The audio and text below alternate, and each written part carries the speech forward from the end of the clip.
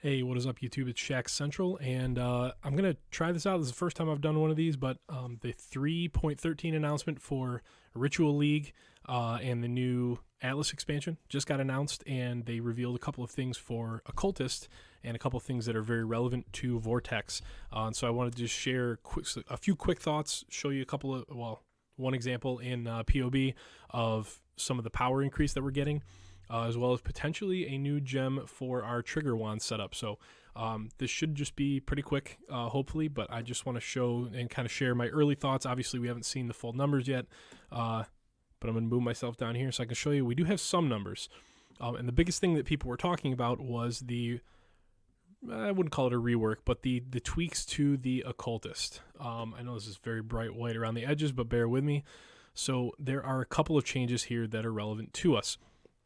The smallest one being Vile Bastion was changed with this one little number right here. So previously, with the current setup for Occultist, Vile Bastion regenerates 1% of your energy shield per second, up to 10%, and that's based on the amount of enemies you've killed recently, which is in the last 4 seconds.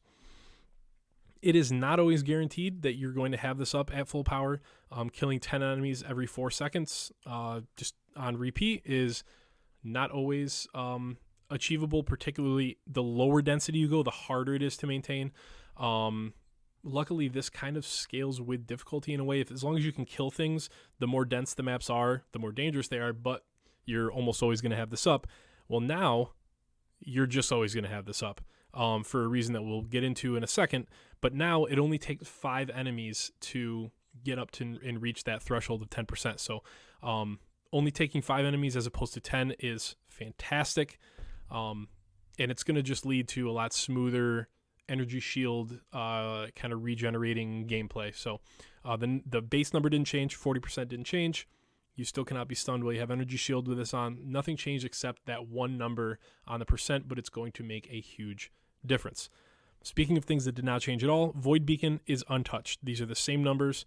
The first time that I saw them, it was a little bit of a blurry screenshot. I got really excited because I thought this was 30%, but it's not.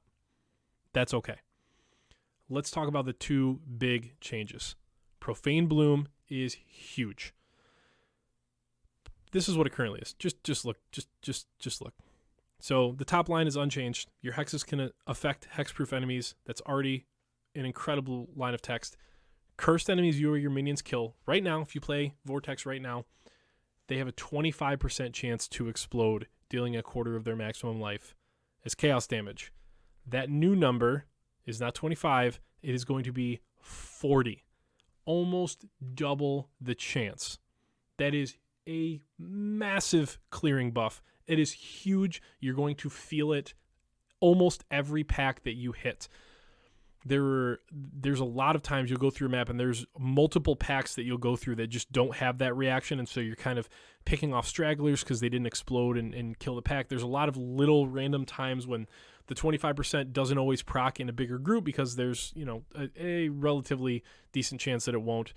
But this is you're going to feel this right away. It's going to be a huge change, especially when paired, if you're going to use Vile Bastion, that 40% chance you're going to feel it because that's going to take out enemies with it, and you're going to basically run into a pack, pop your Vortex, and instantly be at that 10% because one of those enemies is going to explode and take the pack out. So that is a big change right there. And then this is the one that's got people talking because it's not quite obvious right away whether or not the change was good or bad. And I have an example to show you. So currently, Frigid Wake, the only thing that's changing is that first line. The rest of it is identical. You're still going to have cannot be chilled, cannot be frozen. Where'd it go?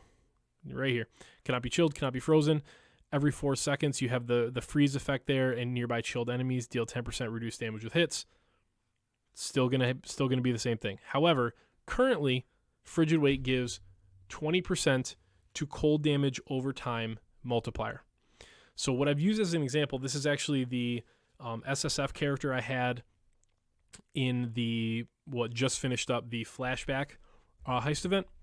So I modified a few numbers. I wanted to get it to as close to a nice round number as I could, but this is within a couple of percentage points of cold resistance. This is essentially the character that we had. So if you're looking at basically 801,000 DPS. Okay, so just purely losing Frigid Wake drops us all the way down to 725. And if we go in here, I made a little jewel that can simulate the 15% more cold damage. That's the only mod on the jewel, 15% more cold damage. And check that out. So we go from 801k to 834k. It's a little over a 4% difference. So we just basically gain 4% more damage. I mean, it's really good. That is a big buff, and in combination with all of these things, that is a decent round of buffs to the occultist that I was not expecting. Wasn't really asking for because I wasn't expecting it. But I'm very happy with that. There are a few things that I would think about change. I wish this base number was higher because this just doesn't make any sense. This is almost meaningless. But overall, a really nice set of buffs to the occultist for Vortex. Also, one other thing I wanted to discuss real quick. Obviously, we don't have numbers yet. Vortex may or may not, and Cold Snap for that matter, may or may not be among the list of skills that they've said they've adjusted numerically. But from what I understood or what I heard, I didn't hear anything specific to nerfing skills. So it sounds, at least what we heard, kind of sounds like they're just buffing skills. So I doubt Vortex or Cold Snap are in line for a buff, but I'll take it if we get it. But speaking of new skills, let me try to pull up this. Thought I pulled this up. I'm going to zoom in just because that white is glaring. So bear with me. But Hydrosphere is a new skill that was previewed today that is going to be added. And I actually we're just going to watch this real quick. The PoE website put this up with, I'm not going to even pretend I know it's either Korean or Japanese, I believe, lettering. But the voiceover is Chris Wilson in English, so you'll be able to see the Hydrosphere gem that they're previewing in action starting now. Let's take a look. Ascendancy classes, adding new skill and support gems to Path of Exile helps create new. What you're seeing in the background is Hydrosphere, so check it out. We've introduced 2 new gems that provide versatile ways for you to build powerful new characters. These are the Hydrosphere skill gem and the Trinity support gem. First, let's have a look at Hydrosphere. The skill summons a huge sphere of water that you can move around to crush enemies. Look at that waterbending right there. You can apply cold or lightning ailments. It's like Oriana waterbending. For a duration, afflicting nearby enemies with damage matching that ailment. This player is applying freeze to the Hydrosphere with freezing pulse, and that causes it to repeatedly damage surrounding enemies with cold damage. Here's the gem hover for Hydrosphere. The skill I have the actual gem hover, so gem can be acquired from level 34 and can be supported with spell, area of effect, duration, very cool. Cold, orb, lightning, and physical support gems. Okay, so this looks very cool. It has no cooldown, which we'll see here, which is why he was moving around so fast there. So let's read the text in English here. So you get it first at level 34, which would put it in the Act 4 vendor range, somewhere in there. Decently low cast time, has some crit to it.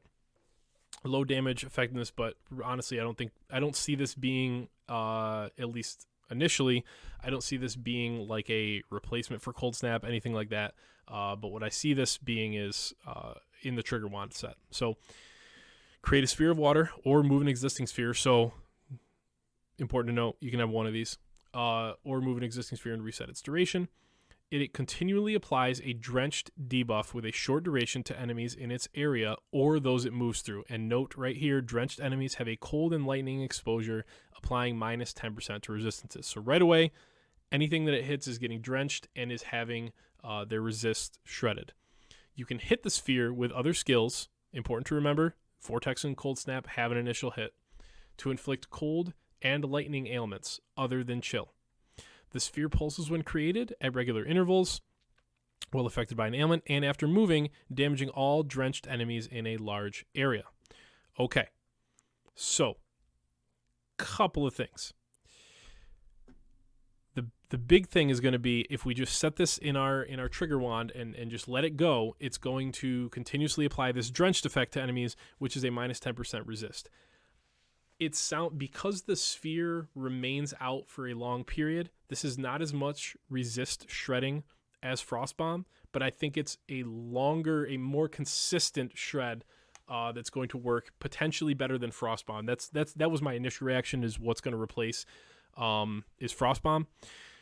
So, excuse me.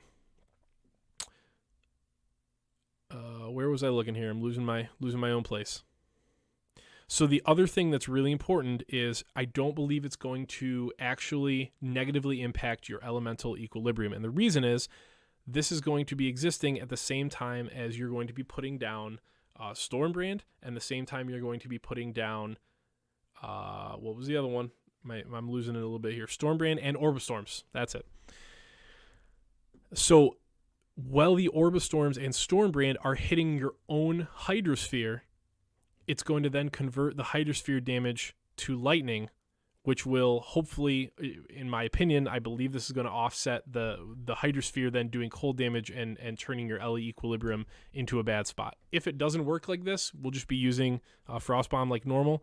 But as long as your other triggered skills can hit this, this should be potentially a replacement for Frostbomb. So we'll have to see about that. But it looks really good to me, and I'm looking forward to using it. So quick look at the changes, and yeah, that's pretty much it. So a damage buff, a quicker ramp up on your energy shield regen, and overall, it's looking good for Vortex in 3.13. So thank you all for watching. Hopefully I'll see you in League this one, and either way, I will catch you guys in the next one.